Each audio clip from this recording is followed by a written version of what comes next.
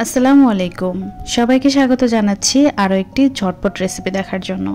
সকাল বিকেল বা হঠাৎ আসা মেহমান আপ্যায়নে আপনারা এই নাস্তাটা খুব সহজেই তৈরি করতে পারবেন। আমার পাস্তা খেতে খুব একটা ভালো লাগে না, আমি সবসময় কিন্তু পাস্তা আর নুডলস এভাবে সবজি দিয়ে মিক্স করে রান্না করি। এটা খেতে কিন্তু দুর্দান্ত। তাহলে চলুন রান্নায় চলে যাই। 1 লিটার পানি আমি গরম করে নিয়েছি। এখানে 1 চা চামচ পরিমাণ লবণ দিয়ে দিচ্ছি। এরপর দিয়ে দিচ্ছি 1.5 কাপ পরিমাণ পাস্তাগুলো রান্না করতে ঠিক কতটা সময় লাগবে বলছি না, কারণ আপনি যে ব্র্যান্ডের পাস্তা ব্যবহার করবেন তার প্যাকেটে কিন্তু ইনস্ট্রাকশনে দেয়া থাকবে কত মিনিট সেদ্ধ করতে হবে। যে কয় মিনিট দেয়া থাকবে ওই কয় মিনিট পরে একটু চেক করে দেখবেন সেদ্ধ হয়েছে কিনা। প্রয়োজন হলে 1-2 মিনিট একটু বেশি সেদ্ধ করবেন। এরপর আমি দুটো নুডলসকে সেদ্ধ করে নিচ্ছি। আমি এখানে ম্যাগি নুডলস ব্যবহার করছি, আর এটা একটু তুলে চেক করবেন 2 মিনিট পর সেদ্ধ হয়েছে কিনা। আমি হাই হিটে সেদ্ধ করে নিয়েছি। চুলা থেকে পানি ঝরিয়ে এগুলো তুলে নিব। আর পাস্তা এবং নুডলস কোনোটাই কিন্তু ঠান্ডা পানি দিয়ে ধোয়ার প্রয়োজন নেই, শুধু পানিটা ঝরিয়ে নিলেই হবে। এরপর অন্য একটা পাত্রে আমি 1 কাপ পরিমাণ তেল দিয়ে দিচ্ছি, এটা চায়ের কাপের 1 কাপ।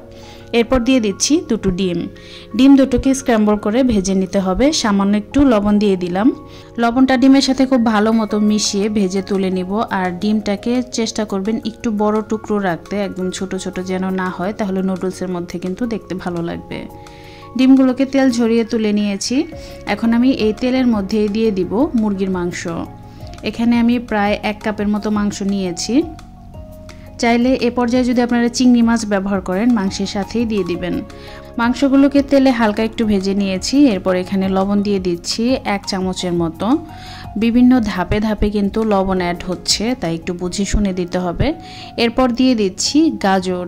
আপনি যে সবজিগুলো ব্যবহার করবেন সেগুলোর মধ্যে যেটা তাড়াতাড়ি কুক হবে সেই সবজিগুলো কিন্তু পরে অ্যাড করতে হবে, আর যেগুলো একটু সময় লাগে সেগুলো আগে অ্যাড করে দিবেন। গাজরটাকে হালকা একটু ভেজে এখানে দিয়ে দিচ্ছি বরবটি আর মাশরুম। এখন এই সব কিছুকে আমি কিছুক্ষণের জন্য রান্না করে নিব, একটু নরম হওয়া পর্যন্ত।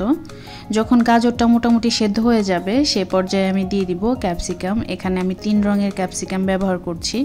ক্যাপসিকামটা কিন্তু কাঁচাই খাওয়া যায়, আপনি ঠিক কতটা এটাকে সেদ্ধ করতে চান তাই বুঝে অ্যাড করতে হবে। এরপর আমি দিয়ে দিচ্ছি দুটো বড় সাইজের পেঁয়াজ, আর পেঁয়াজটাকে কিন্তু সবজি হিসেবে দিচ্ছি। 2 চামচ দিয়ে দিচ্ছি চিলি সস, 2 চামচ দিয়ে দিচ্ছি টমেটো সস। এরপর দিয়ে দিচ্ছি 1.5 টেবিল চামচের মতো সয়া সস। এখন দিয়ে দিচ্ছি নুডলসের সাথে থাকা মশলা। এরপর দিয়ে দিচ্ছি স্বাদ মতো কাঁচামরিচ। এখন সব কিছুকে খুব ভালো মতো মিশিয়ে মিডিয়াম আঁচে রান্না করে নিব ক্যাপসিকামগুলো একটু নরম হওয়া পর্যন্ত। তবে কোনোভাবেই কিন্তু ক্যাপসিকামগুলোকে ওভারকুক করে ফেলা যাবে না, এতে করে ক্যাপসিকামের টেস্ট নষ্ট হয়ে যায়, খেতে একটু টক লাগে।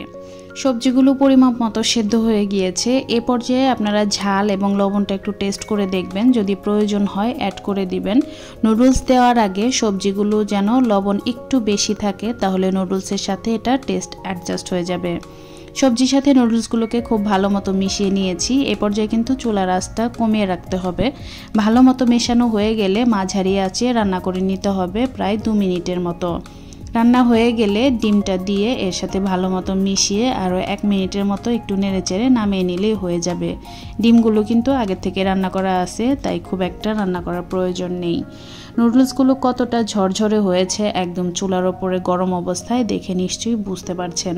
আমি কিন্তু ঠান্ডা পানি দিয়ে ধুইনি, তারপরেও নুডলসগুলো একদম ঝরঝরে। এখন আমি প্লেটে তুলে দেখাচ্ছি।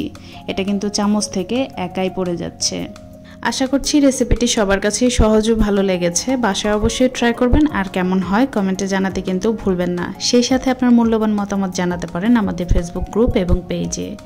সবাই ভালো থাকবেন, আমাদের জন্য দোয়া করবেন। দেখা হবে নতুন কোনো রেসিপিতে। সে পর্যন্ত বিদায় নিচ্ছি। আল্লাহ হাফেজ।